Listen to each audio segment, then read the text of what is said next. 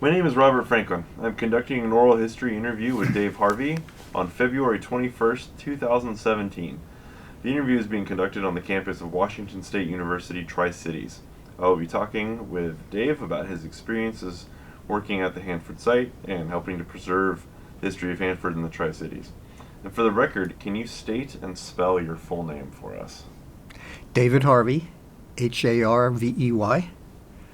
And D-A-V-I-D? Oh, yeah, David. It's okay. So, Dave, what is your background and how did you first come to Hanford?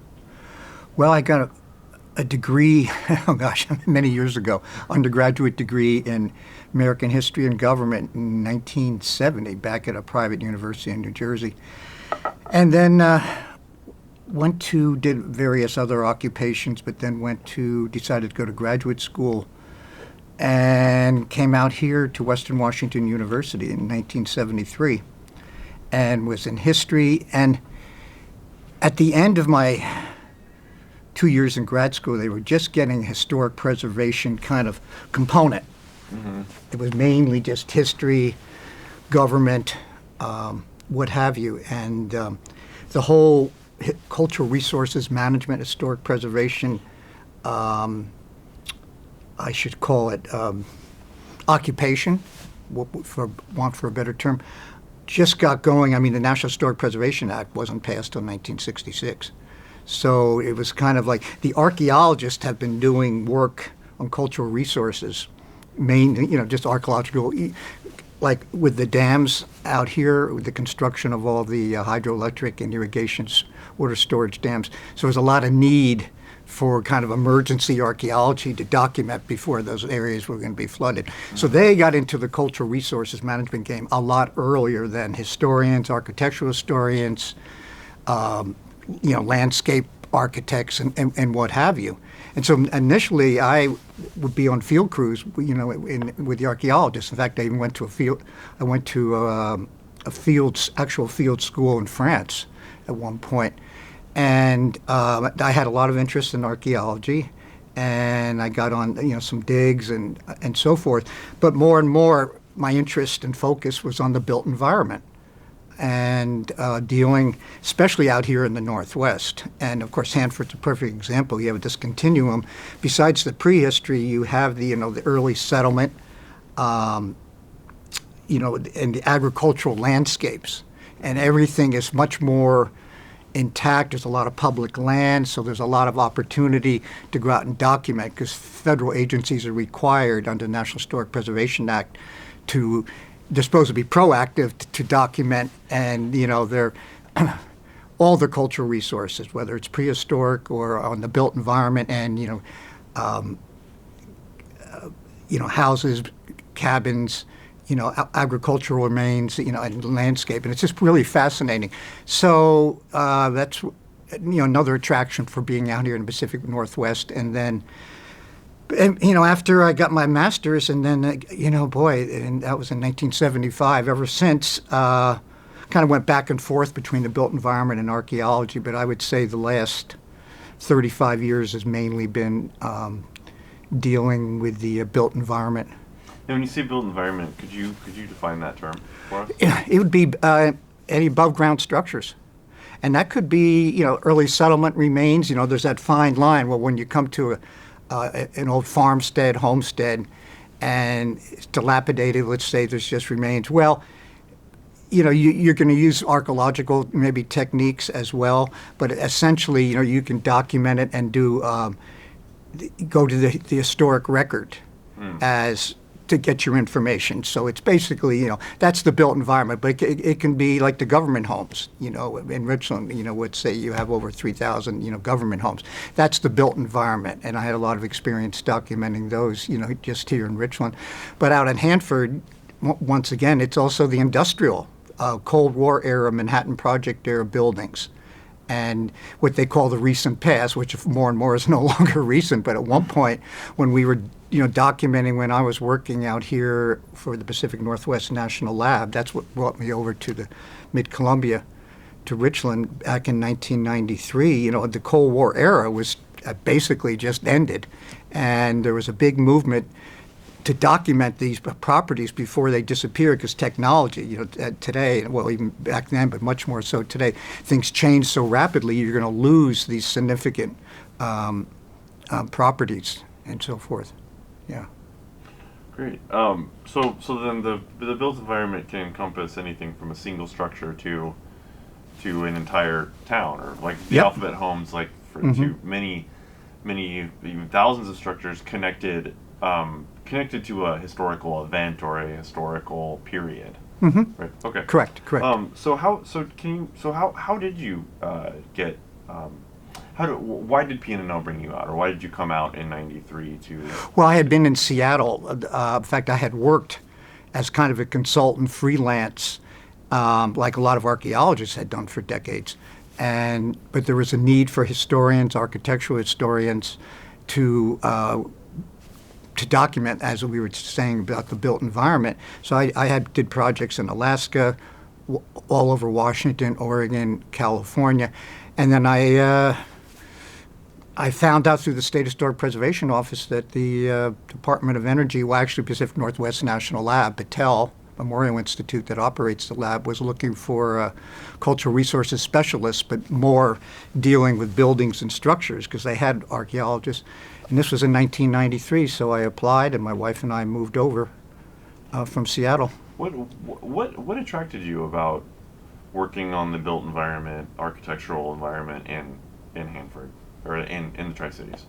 Well, initially, I don't know if I think I gained that appreciation after being here for a while. It sure was quite a transition, especially back in the 1990s, and you could talk to my wife about that. But seriously, it was quite different. I mean, I think today, that, it being a much larger community and there's a lot more, things to offer. But at the time, it was quite different. All of a sudden, you're out here in the shrub steppe environment. And I was so used to the, the marine wet environment of Western Washington, Western Oregon. So it took some transition, but I wouldn't want to leave now. Was it also a cultural or political transition as well, coming from Seattle, doing cultural resources work there versus doing cultural resources work here? Extremely. And, I guess you could say the big sky country. I should actually backtrack a little. And one of my quarters when I was doing the master's at Western Washington was with the Bureau of Land Management over in south central Montana, south of Billings. I was stationed out of Billings, so I did have some connection with that type of environment, with the arid West, so-called. But it was definitely a transition. It was the cultural and political, and it was just so different. But I think occupationally, yeah, I think, well, actually, there had been times, like I even worked a project in Central Oregon for a half a year back in the 80s, in the 1980s, where it was kind of a shrub steppe, high desert. That was more of the high desert. So I did have so I kind of knew what I was getting into, but I think not so much about Hanford. That was a big transition. Yeah. Had you heard about Hanford before you had accepted? Yeah, and to be honest, I said, gosh, why would anybody want to live? I'll be honest, because after living in, Western Washington, and it was, the transition. It was just, I didn't appreciate at the time like I do now, and just the wide open spaces and I mean, and I'm also looking for, personal reasons why we like it over here, just from recreational purpose and so forth, because we do a lot of hiking and bicycling and so forth. So, yeah, there was a lot of transition going on there, and but it's I'm glad we took it. Good. What did you first start working on when you came in the early and mid '90s for Battelle? What were some of your projects? Well, it had to deal with the kind of the Manhattan Project, Cold War era industrial properties. A lot of the concrete block buildings, and of course, there's a lot of prejudice against that. Meaning, gosh, how are these significant? That's, you'd get that question all the time. And of course, we're looking at the unbelievable scientific contributions, what was going on in these properties, during the Manhattan Project and early Cold War. I mean, and, Hanford was one of the, produced over 2/3 of the plutonium for the country's nuclear arsenal during the Manhattan Project Cold War. And all these outbuildings, and I shouldn't even say outbuildings, but, it was kind of, we had to document it because the Department of Energy wanted to tear them down. A lot of them were contaminated. And so, and part of the tri-party agreement, to clean up Hanford, there was this big move, and I think that's why they needed somebody who had experience with the built environment, with building structures. And, there was, I have to admit, a steep learning curve because I hadn't worked necessarily with, these type of buildings, but I caught up pretty quickly, and, and the scientific and technology and unbelievable challenges of what took place. And I'm still learning to this day, about the Manhattan Project and so forth. And now, of course, with the National Historic Park, it's pretty fascinating, and just the contributions. What kinds of resources did you use to document this industrial landscape? Oh boy, there were a wealth of material, archival material at the Department of Energy and the different contractors. It wasn't just in one central location. They did have a central files, and that's changed over the years, where you can get this material. Of course, a lot more is available today than back in the 90s. And historic photos. And at that time, of course, you could talk to a lot of long-time residents and people that had worked out there that unfortunately are no longer with us, but we got to talk to them, especially a number of the early settlers or immediate descendants, of the early settlers, and that was pretty fascinating. So you were doing, then the pre-43 agricultural documentation, Yep. as well as the Manhattan Project. Yeah, I was remiss I didn't mention that. Yeah, and that was I came kind of at the perfect time because a number of these people, and unfortunately are no longer around. We got to talk to them, and their stories were documented, fortunately, and just the contributions. And it was just, and that's that whole part of the removal of over 1,500, it was more like 1,500 families, as well as the Wanapum Indians up at Priest Rapids. And just becoming exposed to all this was really, I wasn't able to, or wouldn't have had the good fortune of being able to, to be exposed to that over if we had stayed in Seattle. Yeah. And so where, in the timeline of remediation or removal of the building, when did your work often happen? So was it right before the building Yep. had been? Was there ever an outcome where your work had revealed that a building was? Is there ever an outcome where your work may have changed the decision to remove or tear down a building? Pretty much no. Unfortunately, most of the buildings, and since then, have been removed, but we were able to document them and also get the artifacts. And a lot of the industrial artifacts we tagged and got them removed, or if they were too large to remove or going to be too contaminated for storage, then we were able to document them, and So you're talking now about the Hanford collection. the Hanford collection, which you're in charge of. So Yeah. can you what was your involvement with that? And were you there at the beginning of when that was being set up? Were you, Yeah. Okay, so can you tell me how that came to be, within the Department of Energy, so politically, and then what steps you took to document Okay, artifacts and bring them in? and I don't think I answered fully your Sure, your original sorry. question. Let me finish that. And no, that's good. That's great.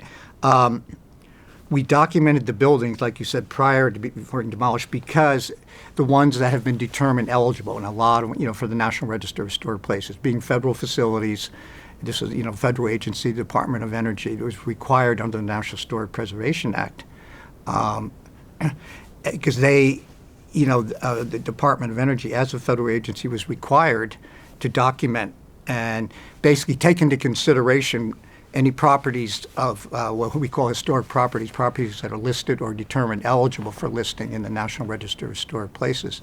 So, they had to take into consideration of these properties. They could go ahead and remove them, demolish them, or modify them, but if they're found eligible. And then, now, fortunately, we've been able to save a B reactor and a lot of the artifacts from that era from some of the other reactors ended up there. But of course, that's only one of the 9 reactors.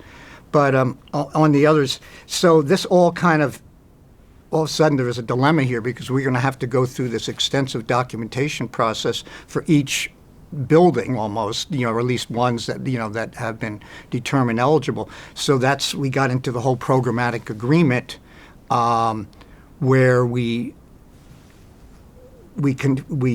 had a group of buildings that we've, no longer eligible, or I should say, we determined not eligible, so we didn't have to do much documentation, if at all. Others were eligible, but not really significant, and then we had a third group that were really significant that required more extensive documentation. That's kind of in a general sense. So this programmatic agreement was with other contractors, other cultural resources specialists. I won't go, into all that, but that was kind of signed. I think in 2002, remember a programmatic agreement with DOE and State Historic Preservation Office. And that kind of streamlined, the whole process. Now, as part of that, I think you had mentioned about the industrial artifacts. That was kind of an offshoot of that because these are just as important sometimes as the building themselves. And it's signs, it could be, instruments, it's not necessarily just big pieces of, industrial equipment.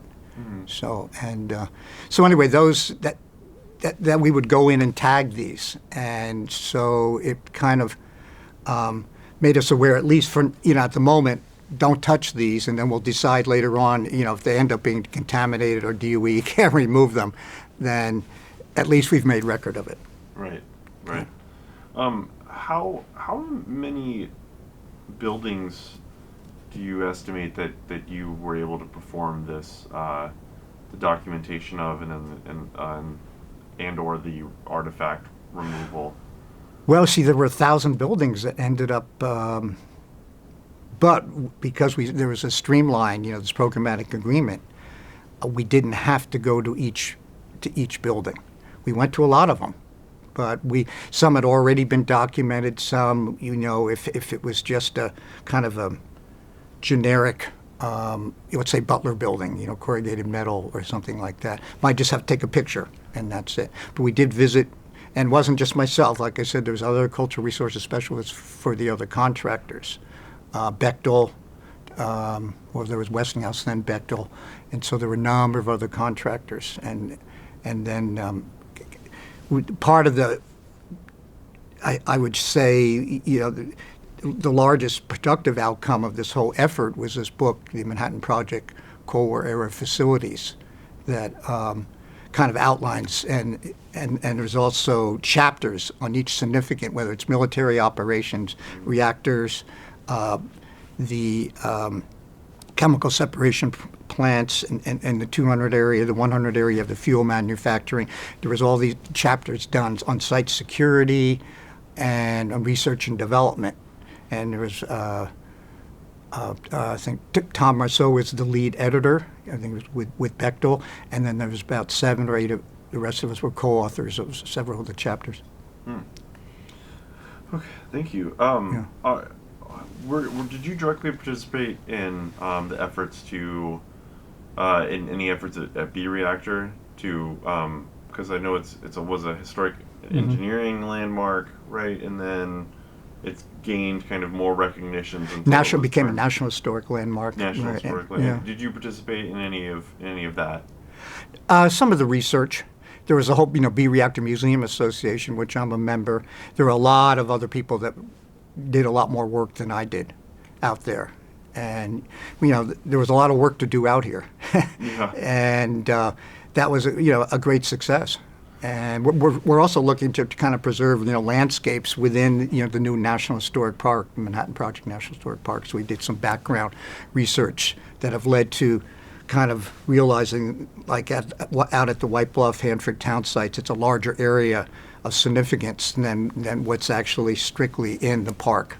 Right, yeah. Because the park, as of right now, just includes the landmark and not any feet around it. Right, and those are the pre-43, like yes. we were talking about, and you have you have canals, irrigation ditches. You have remains from the ranches and farmsteads, and actually even and the foundations for some of the buildings. But it goes way beyond the actual little communities of White Bluffs and Hanford, and and then there's a pumping plant out there on the Columbia. So it's and that's what what we're facing now. And there is, I guess, I think a lot of agreement, especially Department of Energy, that boundaries should be expanded when we're telling the story out there. Are there any buildings that that were remediated that you really wished had been saved for this kind of for something like a public park or for the public to view? Yeah, we don't have anything in the 300 area, which was the fuel manufacturing. And that's too bad because you had buildings 313, building 314, and a lot of other labs and so forth. They were all just, they've all been removed. And why are those important? Well, that's where some of the first fuel was manufactured. And, before the cores, they were made into the what they call slugs, and then they were transported up to the 100 area reactors for irradiation. And so, they were both built in 43, 44. So, yeah, it's kind of too bad that one of those at least weren't preserved. But they were pretty, contaminated in the walls underground, and but at least we did get to document them. But there's not much left in the 300 area from that era. Yeah. Are there any buildings that are still up that have been selected for remediation or in the remediation pipeline that you wish were saved for their historic value? Well, T-Plant has an active, is part of the park, but that has an active role right now in the in cleanup out there in the 200 area chemical separation plant. I think that's what your question is, right? Something that's still standing now. Yeah. Well, some of the reactors are left, but they're going to be mothballed, except for for B reactor. I think the issue is more we've got about 5, 6 pre-43 buildings now. The bank is pretty much going to be stabilized. The White Bluffs Bank, First Bank of White Bluffs. But we do have some, the Hanford High School and the Brueggemann's warehouse, and the Allard pumping plant is, they can use a lot of work. And so at least effort should be go because we really need to tell that story about the people that were sacrificed, they had to remove, for the war effort. And some of the sons that were were overseas, and they got note from their parents that, we're no longer here because we had to leave. Yeah. Yeah. So that will tell that side of the story, which is really important. What about any other reactors that you feel are historic? Because I know some reactors are kind of very similar to others, right? Like D and F are right. Pretty similar to B, but what about N or F? Well, N would have been really since that was the last one, and it was the dual generation, because it produced steam for electricity as well as plutonium. That would have been, I would have liked to seen that one preserved, because that was the one where President Kennedy came out in '63 and dedicated. And then I think you just mentioned the fast flux test facility, and that was completed in 1982, and that was determined eligible in the '90s. Once again, the recent past. But breaking that 50 year so-called 50 year yeah, rule. because it was found to be of exceptional importance. And why was that? It was probably the cornerstone of the peaceful uses of nuclear energy, because it was the breeder reactor program that I think began in the Carter administration for commercial fuels, and it was pretty significant for that. I mean, that's why it was determined eligible. And we went in, a lot of these, I remember we went in there, took videos and so forth. So we have extensive documentation as well as photo documentation. But, and to be honest, I haven't been out there for a good while. I believe some of it's still standing, but there aren't any plans to stabilize it. I think it's going to eventually be totally demolished. Yeah, I believe so too.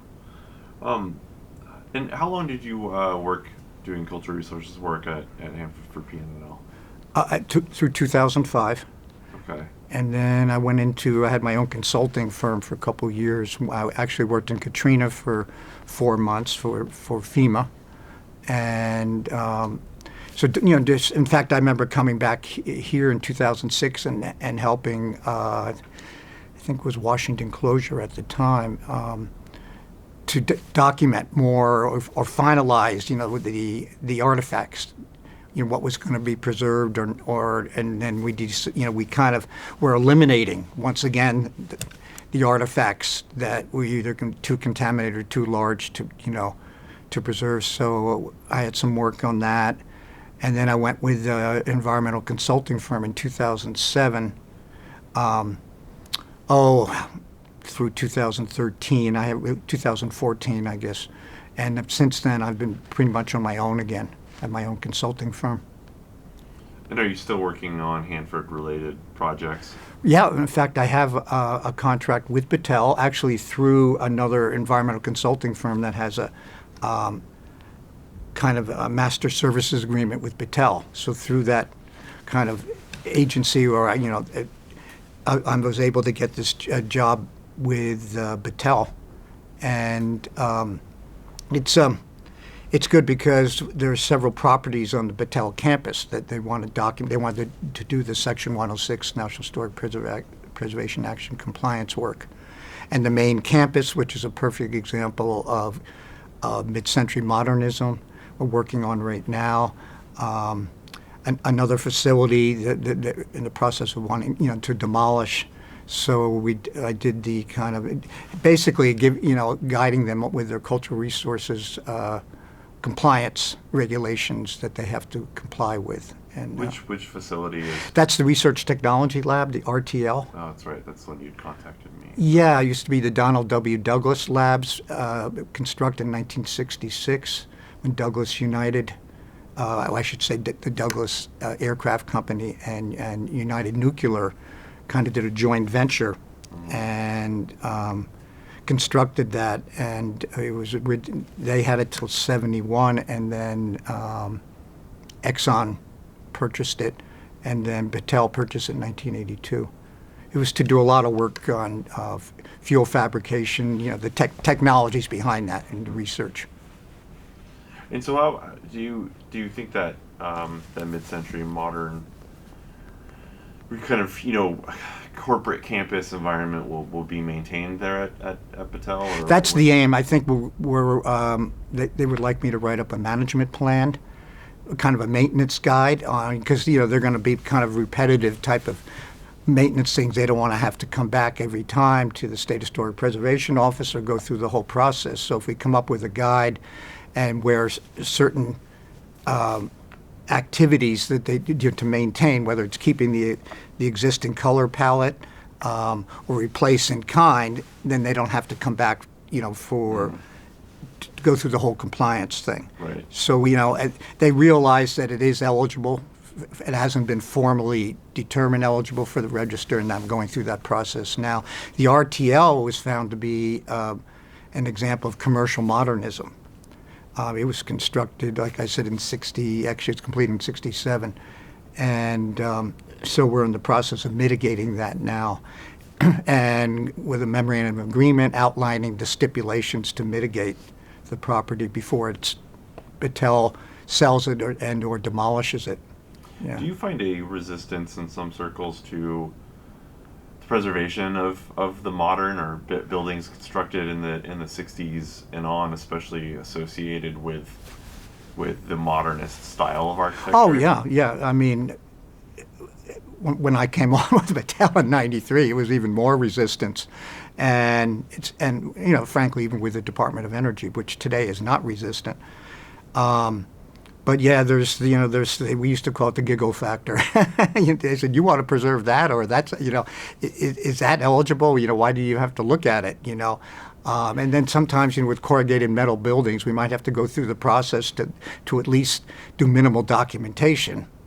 And there could have been, with the National Register of Historic Places, under Criterion A, if something of significant event or research occurred in that facility that kind of outweighs, let's say, its commonness or common construction, which is actually under criterion C, and that can happen. Sure. But it has to be integrity. A property does have to be maintained, its physical integrity to be eligible as well. So, there's always resistance, and we find in the long run, if you comply, it's a lot more inexpensive. Less headaches. Well, it's also more. Correct me if I'm wrong, but it's also more inexpensive to retrofit an existing building usually than it is to tear down a building. Yeah. And then move the materials out, and then bring in new materials and construct the brand. In most cases, now when you have contamination, radiological contamination, Sure. there are issues that certain buildings, maybe current owners can't find a new buyer who could retrofit it possibly, because all of a sudden they're inheriting this type of legacy. Sure. So that. And we face that out at Hanford all the time. And in some cases it's legitimate. In some cases it's just the way they want to demolish it, and move on. Right. But yeah. Well, I think would you say that the PFP is a good example of that? Perhaps a building, facility finishing plant, perhaps Right. a building that is of exceptional significance, but is too contaminated to preserve in the traditional sense of preservation. Yeah, we did document as much as we could. We couldn't get into certain areas when we were inside, but we did take a lot of pictures of the glove boxes and the fascinating technology that went on there. And in that case, a lot of legitimate concerns. And I think in many cases, in a lot of the buildings and structures, like out in the 300 area, was underneath the facilities.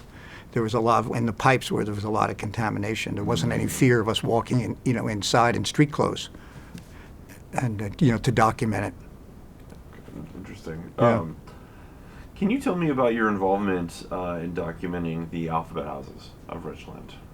Yeah, in fact, I live in a Q house, constructed in. Did you move into an alphabet house shortly after when you arrived in Richland? Yeah, in 1993 we moved into a B, duplex down by Jefferson Park across from Jefferson Elementary School. And those were constructed during the Manhattan Project. And then, from 43 to 45. And then a year later we purchased, we were renting, we purchased a Q house up further north. I guess you'd say kind of the northeast extension of what we call the government home, district, just south of Newcomer on Harris, and that was constructed in 48, the whole neighborhood, Harris, Hedrick, Davison, that neighborhood there. And so that's when I became fascinated. Say, what are these government homes? Alphabet homes. And I did a lot of reading. And then in 1995, there was a history conference here, and a friend of mine who's an architectural historian, a colleague in Seattle, she grew up here over on Horn, just a few blocks from where my wife and I are living now in Harris. And at the time, she came over, and her parents were still alive, and so we decided to co-author a paper on just the government home, focusing mainly on the Manhattan Project. When Alvin Pearson, the architect that the DuPont hired to kind of design, he had a lot of experience in some federal housing projects back in the 30s, but he also was one of the architects on the Davenport Hotel. He was out of Spokane. Had a kind of a varied, resume, so to speak, work history. And so it was fascinating, the struggles that he had with the Corps, who wanted just the minimal, very minimal. People think actually our architectural style is called minimal traditionalism. This style, there are some classical elements to architectural elements, to the Q and R and S houses and so forth, and the M houses, but the Corps really, they would just soon have everybody live in barracks. And and I think the A is the A the two-story duplex? Yes. I think the A is especially to reflect that stripped down, very basic. Yeah. Housing with very little ornamentation. Oh, I know. And well, they're even the Q's and R's. I mean, of course, the S is two-story, has a little more features, architectural detailing. But so that really got me going doing this paper, and did a kind of a follow-up then on the late 40s, and then you're getting into more of the suburban ranch-style houses with the later alphabet homes, and the T's, UV, and so forth. And so it's kind of interesting to see how the town did change and adapted more, to suburban tastes as we get into the post-war period. But, garages were built. You no longer had the car compounds where people had shared parking, all off the street, but, behind. And then there used to be access for service vehicles, delivery vehicles in the back, but now everybody has fences and so forth. You could still see places that still have those car compounds that still exist, and in some of the government home areas. So that's kind of my my introduction to the government homes, and and so since then, of course, there've been a lot of tours. The Crest Museum led tours for a while, and there's other people involved. In fact, I think that in this next month in March, there's going to be a tour of one of the government homes. Were you involved at the Crest Museum with the tours? No, well, the individual Richard Norgren, he does a lot. He and I talked extensively, and I gave him some information, and because I learned a lot from him as well. Okay. So, no, I never was actually part of the tours. I've given kind of informal, and then all this kind of led to the establishment of the National Register Historic District for the Gold Coast. It's Gold Coast Historic District, yes. which is about 200 homes. Does not include my neighborhood because a lot of the houses across the street have been changed for people wanting, better views of the Columbia River, because I'm I'm on the west side. That also, though, doesn't include, I've noticed, some of the, how do I put this, some of the more blue-collar homes, like the duplexes, the A's and B's, but also the, I live in a prefab, in a Right. two-bedroom prefab, which was brought in kind of against Pearson's wishes. Well, right, but 1,800 of them. Yeah, and they were used primarily more for blue-collar workers Yeah. than white. So I've noticed even there in the historical record that there's still more of a focus on these kind of the upper end of the Right. of the Well, alphabet see, houses. I think initially Pearson wanted a mixture of management and operational employees who live there, involved in the operation. But what happened was the ones that were closest to the river, and that's how they got the name Gold Coast, because the management personnel, the upper end, during the in this case it would be when some of the homes, just at the end of the war or post-war, they wanted these preferred locations. So Pearson's kind of utopian view, or mixture, didn't really hold much water for long. I think it was a mixture of housing types, but I think in the long run it didn't bear that much. He wasn't able to to keep that intact. And what happened after the war, of course, and then with our neighborhood, you got a lot of the professional occupation. The dentists and doctors moved in, and that's why one of the reasons it was called the Gold Coast, and for the area just south of where we are. And now, to answer your question, yes, because a lot of the more for blue collar were more in the central part, and we're southwest, and I guess we had to pick an area where you had to have at least 60% intact of what we call contributing. And there was a lot of leeway. You can replace the windows, but you had to keep the dimensions. Sure. And because our house is pretty intact. We have all the original dimensions. We have different window material. Sure. So there was kind of that, and we had, I think, ended up about 65% of the 200 plus buildings were found to be contributing. So like I said, you usually have to have at least 60 in a district. Did you work on that nomination? Yeah. Oh, okay. So how did you survey each house? Well, we had a lot of volunteers went out. Yeah, we took pictures of every home. In fact, it was all over the city, not just in what became the Gold Coast. But I helped write up the context, the historic context and reviewed the statement of significance. I mean, the city, there was a lot of people involved, so I kind of assisted on Did that. you find the homeowners to be pretty amenable to the effort to list on the National Register? Yeah, because, well, you see, a National Register is more of an honorary, and unless Sure. if they were going to use, some type of government funds for restoration of their home, then they have to go through Secretary of Interior guidelines for architectural, detailing and documentation and so forth, to keep within, certain attributes to keep the original architectural integrity as much as possible. But otherwise, it's mainly honorary. There aren't that, many funds available now, but it's mainly like if the federal government wanted to come in and put a highway through or something, then if it's a historic district like that, then they have to take into consideration, hey, this is a National Register district. Right. Now, local landmarks would have a lot more teeth, like you have in the city of Seattle. You have a lot of neighborhoods that are historic districts that are landmarks, and that's a lot more stringent. Portland, I mean, there's a lot of communities. Spokane would be the nearest to us. Well, I shouldn't even say that. I think maybe even Walla Walla or Ellensburg.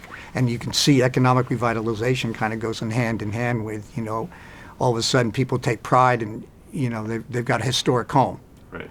Now, we did a survey. I remember we had a public meeting with the State Historic Preservation Office. We had the city, and I would say 85% were not in favor of a local, landmarks ordinance. They liked the idea of a National Register district because it was honorary, but basically if you have a house in there, you can change it right now. The chances of it ever getting delisted, someone would have to actually make an attempt, to contact the keeper of the register or the State Historic Preservation Office. And change change enough housing. Yeah. It would have to be a concerted effort. Yeah, and to actually get the delisted. Now, who knows? Maybe in the future, if there's enough. Now, some people I have noticed, though, have tried to keep, the style of homes that are in the Gold Coast district. So that's good. When you were talking about local listing, is that the same as a certified local government? No, sort of. CLG? That's CLG. There's a lot of benefits for that be a CLG. Kennewick is because they get these grants, block grants, to restore. Maybe take off the exterior corrugated metal that was really popular to put on nice brick facades. This was a popular thing back in the 50s, 60s, and 70s. And now they got to, and if you've gone through downtown Kennewick, it's an amazing success story. A lot of that restoration is Restoration. down there. And you have to follow Section 106 guidelines and Secretary of Interior guidelines. And I was on the design review board for about 5 years. And so that would be the benefit of being a certified local government, and you have to maintain a historic, register of properties and so forth. Yeah, so that's different. Yeah. Did you find that overall the people that, when you were working on the National Register, that the people who lived in the Alphabet homes knew and appreciated the history of the Alphabet home and generally wanted to preserve that kind of history? Yeah, I think most people even today. I'm trying to think the date when this happened. I think, gosh, it must have been at least 10 years ago. Yeah. Again, we had the State Historic Preservation come over for a meeting, and I was on the State Advisory Council of Historic Preservation at the time. So we had them come over, and there was a public, we had our public meeting, which included the Gold Coast.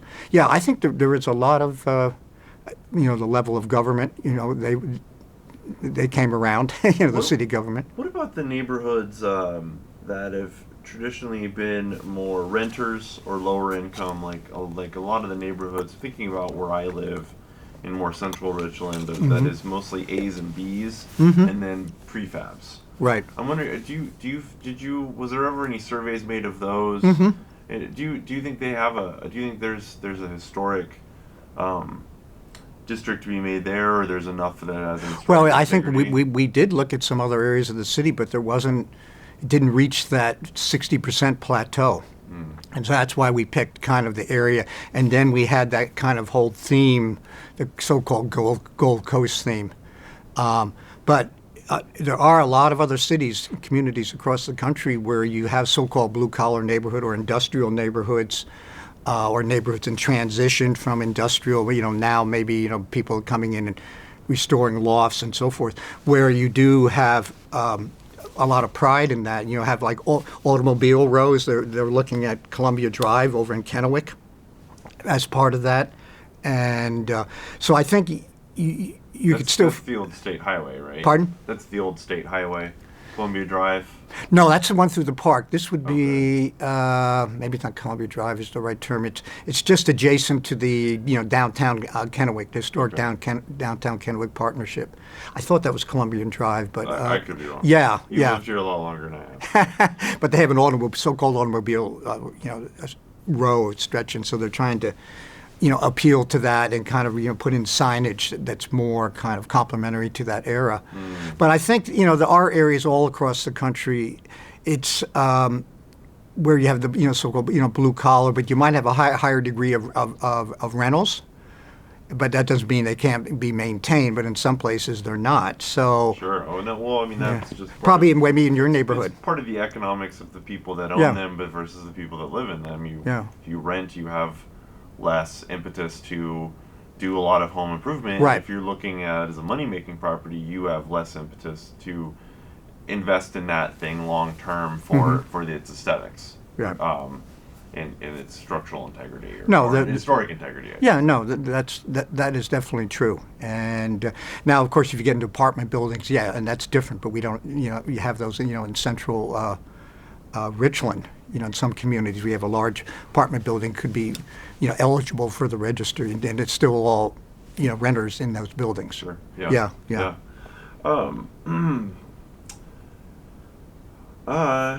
Sorry, I'm trying to think. We've covered a lot. No, this has been great. And so what do you currently? So right now you said you're currently working on the Battelle campus. Is there anything that we haven't talked about that you'd like to mention as it relates to Hanford history or Tri-Cities history? Well, the more recent development when President Obama signed the establishment for the National Historic Park, Manhattan Project National Historic Park, which takes in Manhattan Project properties here and the pre-43, as we mentioned, as well as selective properties in Los Alamos and Oak Ridge. And I was chosen with, Tom Marceau, here in Hanford. Both of us went back to Washington, D.C. for the Scholars Forum. Which was real big, and you had scholars and people that are working in cultural resources, historic preservation at all three sites there, as well. Of course, Department of Energy, and who else was a part and of the that? National Park Service. Excuse me. Sorry, who else was a part of that forum? Oh, gosh, trying to think of something. The names, the Atomic Foundation, Cindy Kelly. Cindy Kelly, because she worked here for a number of years, both with one of the contractors and with the Department of Energy. So she's been very active with the Atomic Heritage Foundation in D.C. And Ellen's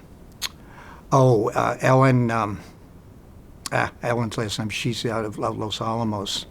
Evelyn McGee. She's a cultural resources specialist. She was there from Los Alamos. The Oak Ridge folks I did not know as well. Were there anybody who had authored any works on Hanford that matter? Was Bruce Heavley or John Finley? Yeah, thank you. In fact, John Finley and Bruce Heavley, both from University of Washington, were there. They actually were the ones that set up.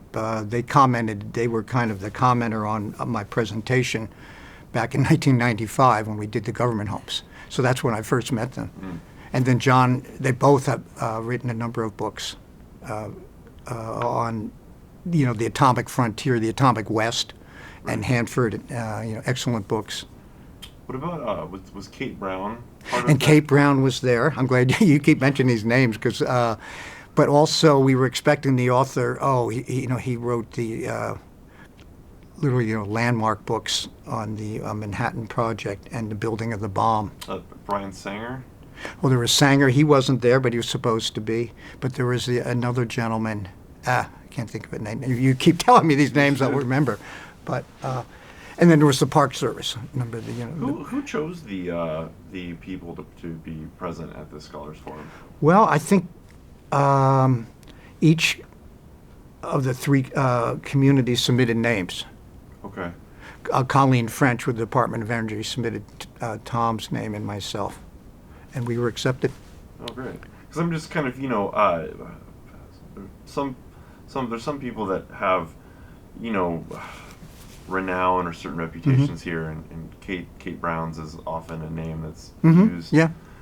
It doesn't always have polite adjectives coming after her name is mentioned or her book is mentioned. So I was just kind of curious as if you knew how she became involved with that No. forum, or if there was any kind of cross currents or anything as any kind of how were the proceedings of the forum? Oh, I was going to say there was. I mean, we looked at it, as the National Historic Park. There's many stories to tell in the Park Service. Some people want it to be a celebratory type of thing. We built the bomb and helped, end World War II. And others are saying, no, it should be. It's more of a commemoration.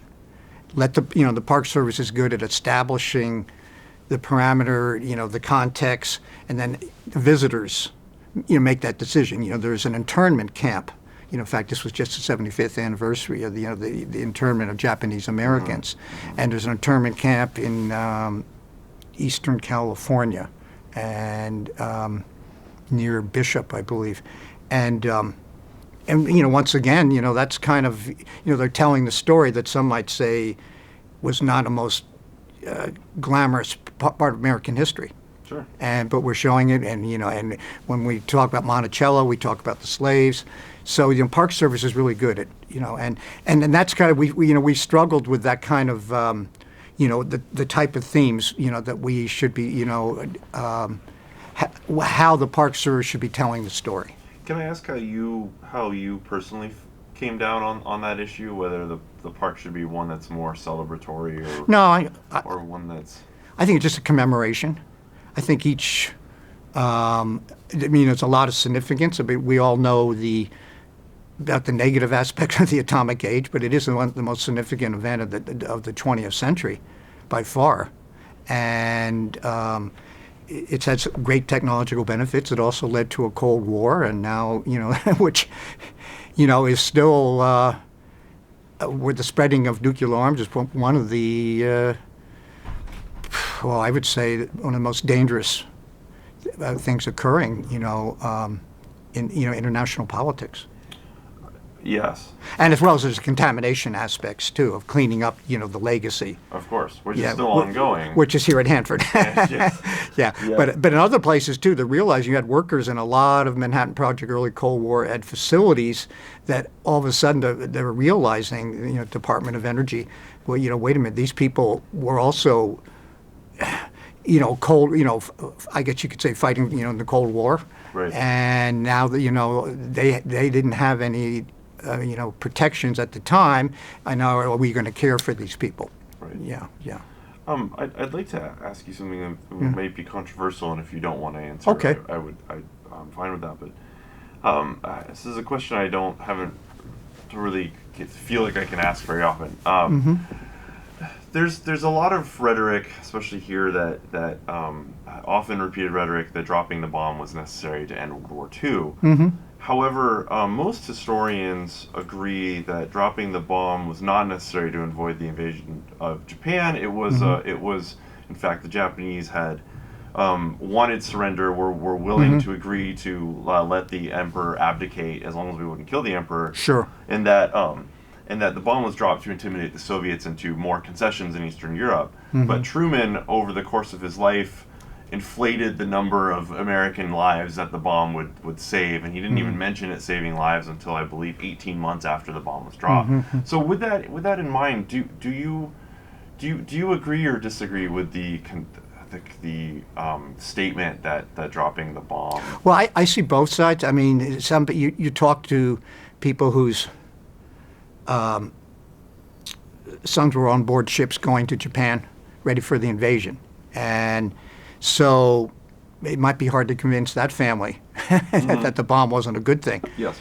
Also, supposedly, I can't remember the number. We had 50,000 soldiers that were prisoners of war. Supposedly they were all going to be, if we invaded the mainland, they were going to be, killed. And so, you hear that, you say, well, it was a good thing.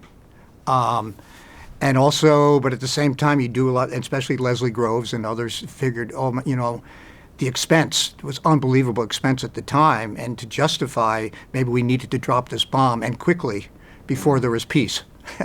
and then I've heard about Truman 18 months later. It was kind of more justify, and there was a lot of cover up on the after effects of nuclear fallout, for want of a better term, in Hiroshima and Nagasaki. For the people that were exposed to it, and generations after that, there was kind of a lot of hush hush. I mean, obviously the word got out. Right. Yeah. It's kind of hard to hide. Yeah. That. In fact, I went to the signing when we were back for the Scholars Forum back in D.C., and Sally Jewell, who was Secretary of Interior at the time, I think her mom was one of the first nurses that went over there. Oh, wow. Yeah, and so where I come around personally, I know General Eisenhower, became President Eisenhower. He wanted to have a demonstration, take a contingent, or the government of Japan at the time, the military figures, take them out on a boat and show, and show, okay, we're going to drop and do a dropping of the bomb. Kind of like a peaceful demonstration. Right. Of course, at the time, we didn't know what's going to happen after you drop it. It Right. could have been a chain reaction. You read a lot of. So believe me, I'm not ducking the issue. No. I can see both sides. A lot of historians feel it was necessary, but then you read the side was to kind of show the Soviets, we meant business, and also to justify all the expense during the war. Sure. Yeah. Could have been seen as a major boondoggle had all this money been Yeah. spent on something that had never been Right. used in. But I've heard, Truman didn't lose much sleep over his decision. Sure. In fact, Yeah. I think Oppenheimer even went and they met with him, and I guess he, it's too bad what happened to Oppenheimer, his loss of his security clearance, which I think eventually, I think he got back later. But it was, the whole kind of Red Scare during the 50s. Yeah. Yeah. Yeah. Well, thanks, Dave. I guess what I'm hearing from you is that it's complicated. Yeah. Which I think, like any good historical issue worth discussing, we often have to leave it with, well, it's complicated. Well, I'd like to actually there's no easy line to do more draw. research on it. Personally, I find that's what this profession is great. I tell my wife I learn something new every day. Not necessarily just in my profession either, but even so. And you could say that about many professions, but being in the history and architectural history field, just pick up something new to read every day, or a research angle, even stuff that I'm doing now, and learning more about the history of the area. Yeah. Well, Dave, thank you for all of your efforts in preserving the history of Hanford. Well, thank you. And I think we're all very excited to see the national park coming in. It really is a game changer in a lot of aspects, bringing a lot of legitimacy, and I think we're all very excited to see where that goes, and hopefully the park boundaries will increase, and they'll really get kind of wrecking. They'll have the Park Service will have that space to tell that kind of complicated. Well, it's the heritage tourism. It's Yeah. a boon, and that's why there's so much support, bipartisan support throughout the state, not just here. But I think there's that atomic trail, Yeah. where people go visit these sites now. We It's found fascinating. something that Democrats and Republicans can agree on. Yes, one of the few things. Well, thank you so much. Thanks, Robert. Yeah, it's my pleasure.